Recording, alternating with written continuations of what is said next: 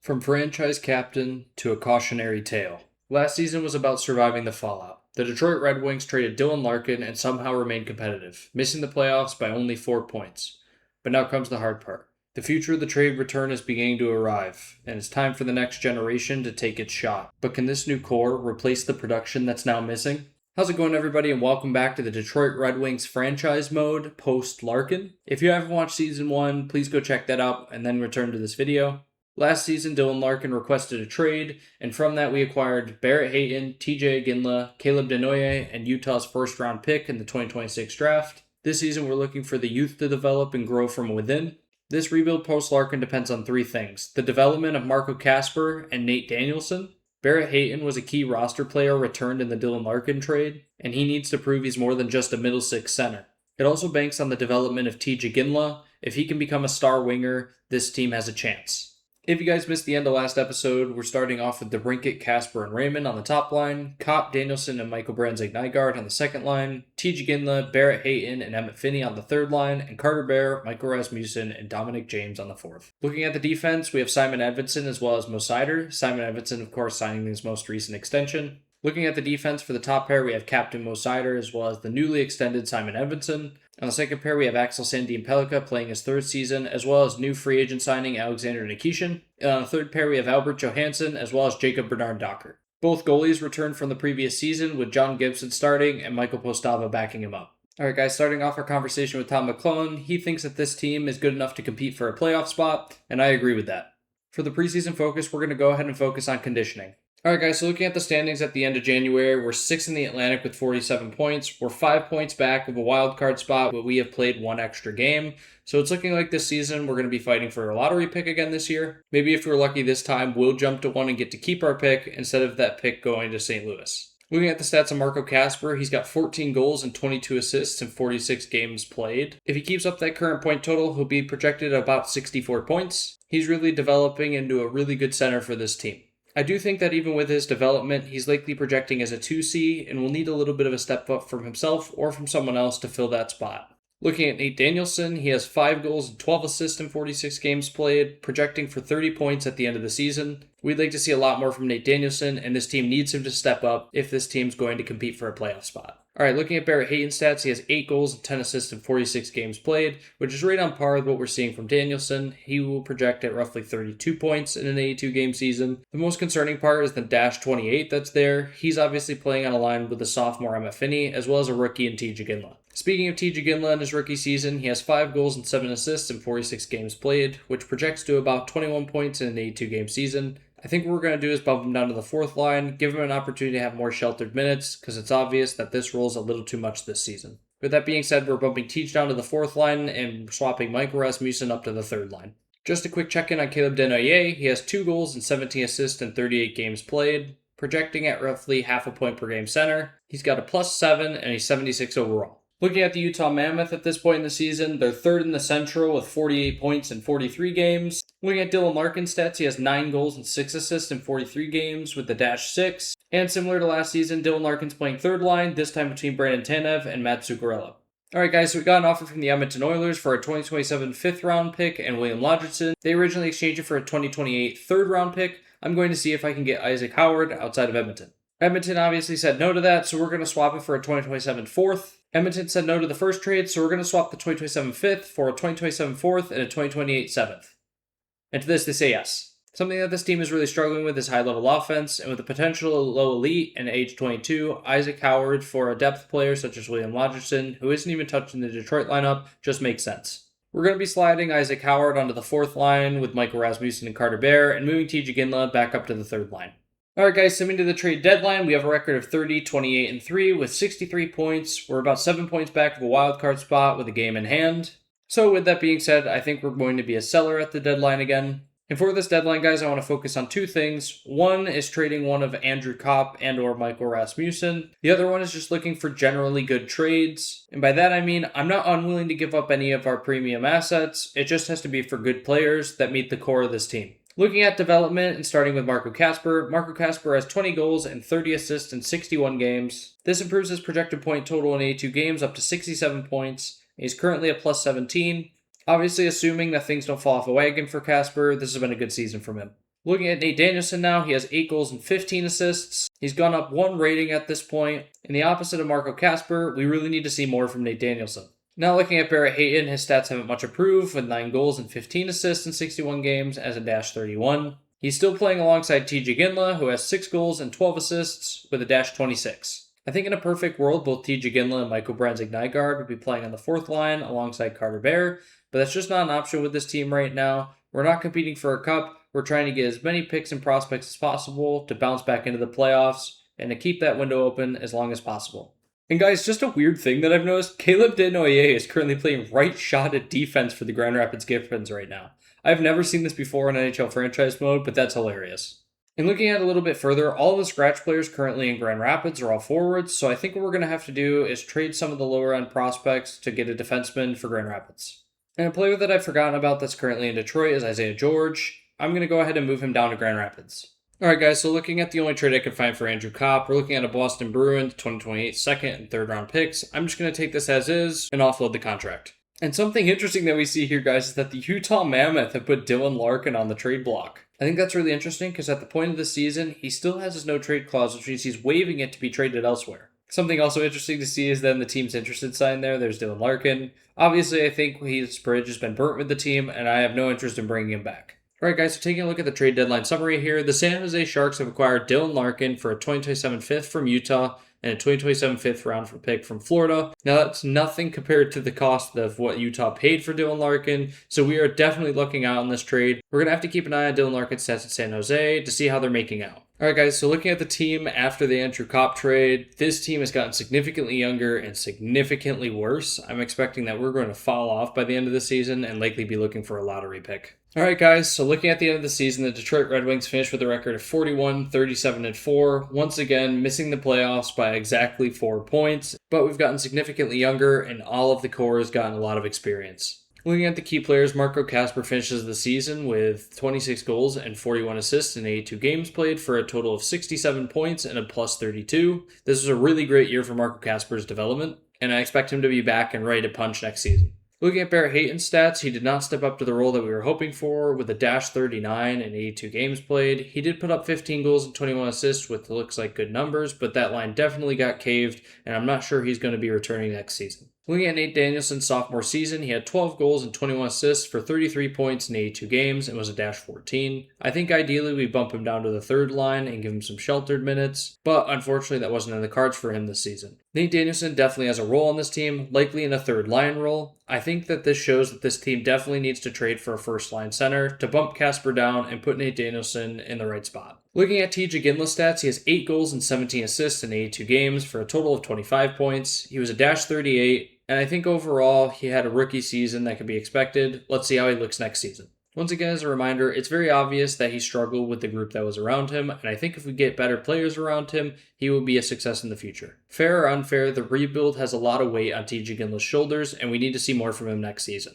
Looking at Caleb Desnoyers' stats, he has 10 goals and 25 assists for 35 points in 70 games in the AHL as a half point per game center, and he's up to 76 overall with a +- of 22. This was a decent development season for him, but ideally I would have liked to see him really grab a hold of the reins and get a top line role in Grand Rapids before we move him to Detroit. I think next season I'm expecting him to spend another season in Grand Rapids and really hone in his development. A quick side note for the general point totals of all the players in Detroit. Lucas Raymond really stepped up this season, almost putting up 100 points on the top line. DeBrincat has been one of Detroit's most consistent players in previous seasons, similarly putting up almost a point per game. And something that's also good to see is that both Moritz Seider and Axel Sandin Pelliga are above a half point per game defenseman. Ideally, we'd like to see a higher +- from this group, but when the forward group that's in front of them consists of Raymond, DeBrincat, Kasper, and a ton of rookies, I'm not surprised to see this. Alright guys, so looking at contracts before the end of the season, Alex DeBrincat does want an extension, and he's looking for 8 years at $10 million. I think this is more than fair for a almost point per game winger, and with Larkin leaving, we need this veteran leadership. Yeah, guys, looking at the contract that he's looking for, he wanted $10.65 million for 8 years. I'm going to try and give him a 20-team no trade and then give him $9 million instead of the 10.65. Talking about other relevant extensions, we're looking at Marco Kasper. We're going to offer him an 8x8 with a 20-team no trade for the last 4 years of the contract. Another relevant contract to Larkin leaving is Nate Danielson. Obviously, this season we tried to play him at 2C, and that didn't work out too well, but we do have plans for him for the future, so we're going to offer him $8.2 million for 8 years, also offering the same 20-team no trade, but he only has it for the last 3 years of his contract. So if by the end of the 5th year we're not seeing what we want from him, we can move him on.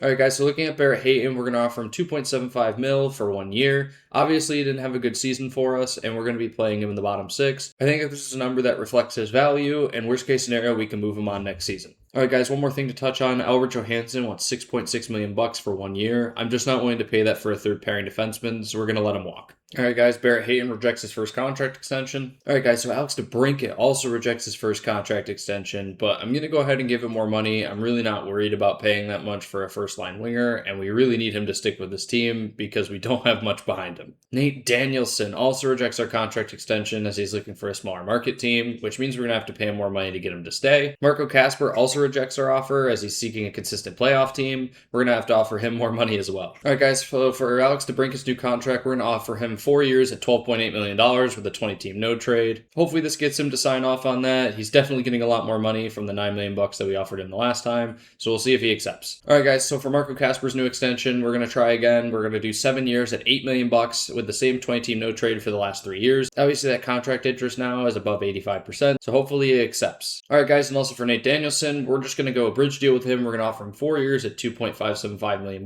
with the same contract interest being above the 85% range. And Barrett Hayton, guys, wants 3 years at $3.225. I don't think I'm willing him to offer that many years, but now he wants more money for less years. The contract interest goes significantly lower. This might be a case where I'm really not interested in bringing him back. He hasn't been great, but at the same time, it's not like he's asking for a lot of money. I'm a bit stuck on what to do with this one. I think I'm going to offer him $2.8 million at 3 years and see what he says. All right, guys, now Alex DeBrincat accepts our offer. We paid him a ton of money, and we're making him essentially our first-line winger alongside Lucas Raymond for the future, so this is good. All right, guys, and looking at Barrett Hayton, he also accepts our contract extension. He's just going to be in the bottom 6 for a while, but he's not making too much, and he's got a low term. Nate Danielson rejects our offer. He really wants more money, so we're going to try and offer that again. And for more positive news, guys, Marco Kasper accepts our offer. He's been playing first-line center for the last 2 seasons for us, and it's really important that we get him locked up long-term. The future of this franchise really rides on Marco Kasper and Nate Danielson's development, so it's really good that we got him locked up long-term. All right, guys, and for Nate Danielson, the contract money has gone down significantly. I'm going to try offering him $5.175 million for 8 years. He's way over the 90% range, and I want to get him locked up long-term. As I mentioned before, the future of this franchise rides on Marco Kasper and Nate Danielson's development, so I want to get them locked up sooner rather than later so we don't have to worry about their contracts in the future. All right, guys, really great news. Nate Danielson accepts our 8-year contract offer. As I mentioned, both of these two are really important to the future of the franchise, so to get them both locked up long-term for about $13 million is a steal. All right, guys, something I also wanted to check out was Dylan Markin in San Jose. In 18 games played, he had 11 points, which is much better than his time in Utah. At this point, his potential's been dropped down to second-line forward from first, but he's back up to an 86 overall in San Jose, where he was a 81 in Utah. Guys, taking a look at the playoff bracket, Utah actually made it into the Stanley Cup playoffs, actually making it all the way to the finals without Dylan Larkin and losing to Toronto in 7. Interesting to see that San Jose isn't in here. We'll have to check on their lineup next season and see where Larkin's playing. All right, guys, looking at the draft lottery results, we stay at 14th, Calgary going from 8-1, and Winnipeg going from 13-3. Those moves are pretty insane, and it would have been nice for us to have that. All right, guys, so something I want to focus on going into the draft is picking up a lot of forward talent. Detroit at this point in the rebuild is really struggling with picking up some offense. And we do have a lot of young prospects coming through, but I think a lot of them are more middle 6, bottom 6 roles, and I want to get some prospects for the top 6. We have a couple defensemen incoming, so I'm not as worried about it, and I won't prioritize it in this draft. We have made some pins looking at the draft class ahead of time, so you'll see these picks now. All right, guys, so looking at our pins, obviously we can see a ton of wing talent here for top 6 and elite roles, but if you look at our scout rankings, these are really late round picks. So I think what I'm going to do is go against my initial statement about going only for attackers and pick up Emiliano Delmore here, medium elite potential 2-way defenseman. He's already got an unstoppable X factor, and I think he will be a good addition to Grand Rapids for next season. And he comes out at 78 overall, medium elite, guys. He can slot straight into Grand Rapids and maybe even to Detroit next season. All right, guys, and looking at the picks for the rest of the draft, we have 4 more picks in the 2027. We have 4 more picks in the 2027 draft, looking at right around 75, 135, 165, and 196. So I think we're just going to prioritize all of our pin players at this point. All right, guys, our next pick is going to be Rickard Pettinen. He's coming in at around 92 in the scout rankings, and he's playing out of Liga. Playmaker, top 6 potential, 17 years old, which is why we're taking him over some of the other players that are located here. He's going to be our second pick of the 2027 draft. All right, guys, and he comes out 67 overall, top 6 forward. So once again, he's likely going to stay unsigned until next season, and then we'll bring him to Grand Rapids. All right, guys, the next player that we're going to take is Marko Lehtinen. Medium elite potential, 18 years old, playing in the SHL. Also a playmaker. We're going to pick him for our third pick of the draft. All right, guys, and as we see, he's 51 overall, medium elite potential. He's going to stay unsigned for the considerable future, likely the next 3 years, until we sign him for his ELC to play in Grand Rapids. All right, guys, as we can see off our last pin, this guy's going to be going late in the draft, around the 500s, and we're at pick 192 right now. So what I'm going to do is go ahead and sort this by potential and take whatever the highest player that's available is. All right, guys, and what we're looking at here is Spencer Bowness playing in the OHL. He's 19 years old and a two-way center. He hasn't played great, but he has good potential. So after drafting Boas, he is a top 6 potential, 62 overall, two-way center. So looking at our last pick of the draft, we're going to be taking Louis Felix Bourque. He is a 6'4" right wing playing out of the Q. He has low top 6 potential. Looking at his post-draft results, he is 63 overall, low top 6, and he's a power forward. And that does it for the 2027 draft. All right, guys, so one more contract extension to talk about really quick is I signed Dominic James to a 1x1. Nothing significant, just a depth piece that I want to hold on to. The strategy for free agency is going to be similar to the one from last season. If we find anybody in the age window of our other core, then we're going to go ahead and try and pick them up. But if we can't, we might be picking up a couple veteran depth pieces just to fill out the roster. One of the players that I'm talking about fits the criteria is Mason Lohrei. We're going to offer him $3.7 million for 4 years. I think he'll fit in that bottom pair where Albert Johansson is now left. All right, guys, Mason Lohrei rejected our offer, so we're going to have to move on for next season. I also sent an offer in for Akira Schmid, just 1 year at $2.7 million, just to get a goalie in since John Gibson expired. All right, guys, an offer came in from Chicago for Comaseo, 1 year at $2.6 million for Ben Sherratt. Ben Sherratt isn't even gracing our lineup currently, although we are looking for a bottom pair defenseman. I'm just not willing to pay him $4 million.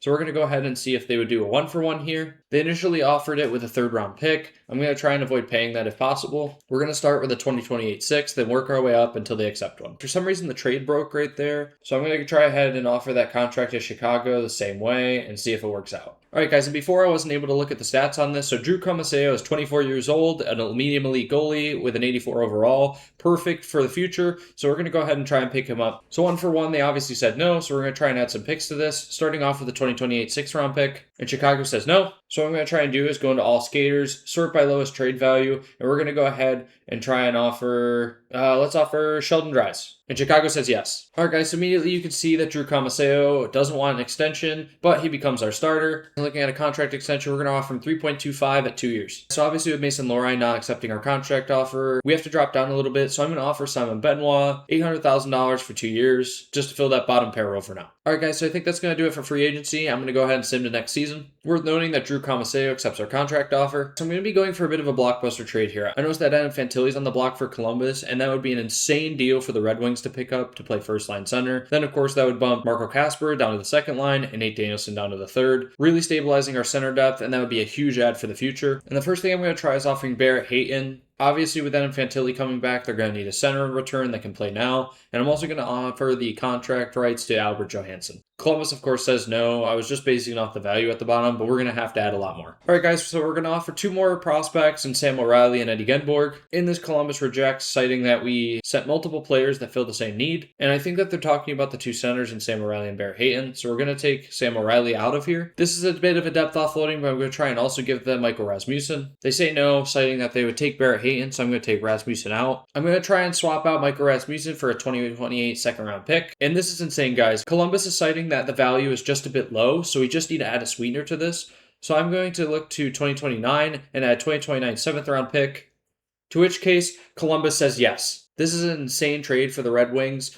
Adam Fantilli immediately becomes the first line center, allowing us to slot Marco Kasper and Nate Danielson in favorable roles. We also didn't offload anything that immediately drops off this team. This makes us better for the future as well as right now. Something else that I noticed, guys, is that Trey Augustine is part of the Nashville Predators, so I'm going to go ahead and try and trade for him. I don't understand how we got here, but we need to get him back on the roster because I believe that he would be the goalie of the future. All right, guys, and for Trey Augustine, I'm going to offer Michael Prattle as well as a 2030 second. Obviously, in real life, I don't think Detroit's going to make this trade, but in efforts of getting Trey Augustine back to the Red Wings where he should have been this entire save, I'm going to make this trade happen. And to this, Nashville say yes. So we get Trey Augustine back in the Red Wings, which I don't know how he got lost, but at least we've corrected a previous issue. Going into next season, we're going to keep the captains the same. Mo Seider wearing the C with Lucas Raymond and Alex DeBrincat with the A's. Alright guys, to end off this season, looking at the lineup going into Season 3, we have Alex DeBrincat, Adam Fantilli, and Lucas Raymond on the top line, Max Plant, Marco Kasper, TJ Ginla on the second, Carter Bear, Nate Danielson, and Isaac Howard on the third, and Michael Brunswick-Nygaard, Emmett Finney, and Dominic James on the fourth. This center core is significantly improved with Adam Fantilli, Kasper, Danielson, and Finney being your four in the middle. And with this team being extremely young, most of this team is between the ages of 20 and 24 on the forward charts, with basically only the top line getting outside of that area. And I think that over the course of this season and next, we can expect all of these overalls to increase substantially. All right, guys, looking at the defense, I don't think we're going to be making a ton of changes this season with Edmondson and Seider once again on the top pair. This line's been incredible, and I don't see us breaking them up. Looking at the second pair, we have Nikishin as well as Axel Sandin Pellikka. Sandin Pellikka is absolutely taken off. He's now to a 91 overall with 3 X factors. I think in a perfect world, we'd have a defensive defenseman paired next to him, but Nikishin's been serviceable, and we'll make some adjustments if we need to next season. And guys, looking at our bottom pair, we have Simon Benoit, Jacob Bernard Docker. Neither of these guys are getting paid a ton. Neither of these guys are blowing the barn doors off, but they're serviceable for the NHL, and they're not getting paid that much. As well as thinking about the future, looking at Emiliano Delmore as well as Anton Johansson, both of these two could jump up and replace either of those two on the bottom pair next season. Looking at our goaltending, we have Drew Comaseo as well as Akira Schmid. Both of them are extremely young, signed short-term deals on low AAV, but we're just considering them a stopgap to Trey Augustine. And speaking of Trey Augustine, he's going to be the starter in Grand Rapids, 81 overall already at 22 years old. I expect him to be in Detroit next season. And as serviceable as Michael Postava was for us in Detroit, we're going to move him back down to GR. I don't think I expect him to ever really take over in Detroit, especially with us bringing Trey Augustine back. 2 years removed from trading Dylan Larkin, Detroit once again misses the playoffs by 4 points, but with a new Michigan kid returning home, as well as the development of 2 young stars, the rebuild's now expected to take off. Can this young core take its next step?